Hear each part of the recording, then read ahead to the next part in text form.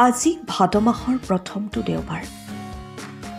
লোকে লোকাৰণ্য ঐতিহাসিক মইনাপৰীয়া নামঘৰ পবিত্ৰ ভাদ মাহৰ আজি প্ৰথমটো দেওবাৰ যোৰহাটৰ ঐতিহাসিক মইনাপৰীয়া নামঘৰত পবিত্ৰ ভাদ মাহৰ প্ৰথমটো দেওবাৰে ৰাইজৰ ভিৰ পৰিলক্ষিত হয় ৰাজ্যৰ বিভিন্ন প্ৰান্তৰ নামঘৰ সত্ৰৰ সমান্তৰালভাৱে যোৰহাটৰ মইনাপৰীয়া নামঘৰতো অগণন ভক্তৰ সমাগম হয় প্ৰবাদ অনুসৰি নৃসিংহ গোসাঁই মইনাপৰীয়া নামঘৰত স্থায়ীভাৱে থকাৰ কথা এজন ব্যক্তিয়ে সপোনত পোৱাত এই নামঘৰ ভাগিত স্থাপন কৰা হৈছিল নৃসিংহ গোসাঁই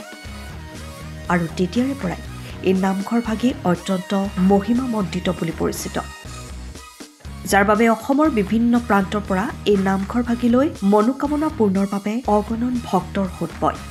ৰাজ্যৰ বিভিন্ন প্ৰান্তৰ লোকে চাকি ধূপ নৈবেদ্য লৈ ভগৱন্তৰ চৰণত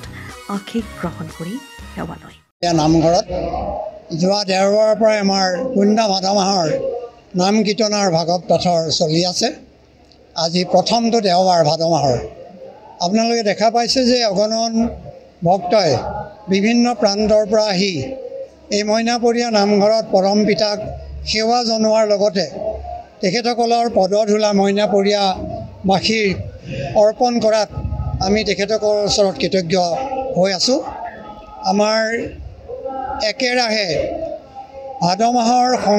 শাওণ মাহৰ ভাদৰ সংক্ৰান্তিৰ দিনালৈকে আমাৰ এই নাম কীৰ্তন চলি থাকিব সংক্ৰান্তিৰ দিনাখন আমাৰ বৰসভা হ'ব নিশালৈ নৃসিংহ যাত্ৰা ভাওনাৰ সৈতে ভাদ মাহৰ নাম আৰম্ভ হ'ব শেষ হ'ব আৰু সংক্ৰান্তিৰ আগদিনাখন আমাৰ পুৱা ৮ বজাৰ পৰাই ইয়াত পালনামত বহিব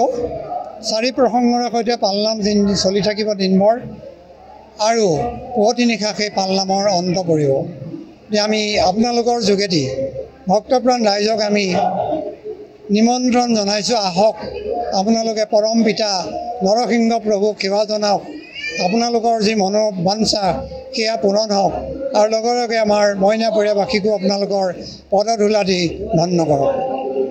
টিয়কৰ পৰা বিৰাজ পৰা ৰিপৰ্ট টাইম অফ আছা আপুনি ঘৰখনত জাপানী চৌকাত দৰ্জা খিৰিকী গ্ৰিল গেট আদি লগাব বিচাৰে নেকি যিবোৰ দীৰ্ঘদিন অটুট থাকিব তেন্তে পলম নকৰিব আমাৰ বিপণীলৈ আহক যোৰহাটৰ একমাত্ৰ আমাৰ বিপণীত এনে উন্নত সামগ্ৰী উপলব্ধ এই মেচিনটোৱে বেণ্ড কৰা হয়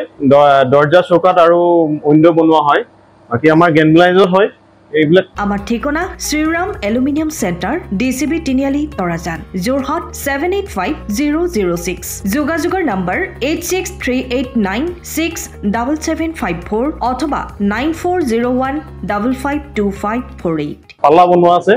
তো গেলভেনাইজৰ হয় এইটো প্ৰেছ ষ্টিল বুলি কয় তো গেলভেনাইজৰ উইণ্ডো হয় ইয়াত ষ্টিলৰ এইবিলাক গ্ৰিল দিয়া আছে এক্সট্ৰাকে গ্ৰিল প্ৰয়োজন নাই গ্ৰিল সব লাগি গৈছে আৰু ইফালে মস্কিটো নেটো দিব পাৰে এইটো মস্কিটো নেট এফালে বেক সাইডে মস্কিটো নেটৰ পাল্লা আছে পকাত নি পিনে ঘৰটো আৰম্ভ কৰোঁতে লৈ যাবলগীয়া হয় তেতিয়া পকাত দি দিলে মানে ইয়াত ঢেলাই সোমাই যাব মছলা সোমাই যাব বালি মছলাটো ভৰাই দিলে মানে মজবুত হৈ যাব ইয়াৰ সময়ৰ খবৰ সময়ত পাবলৈ ফলো কৰক টাইম অফ আছা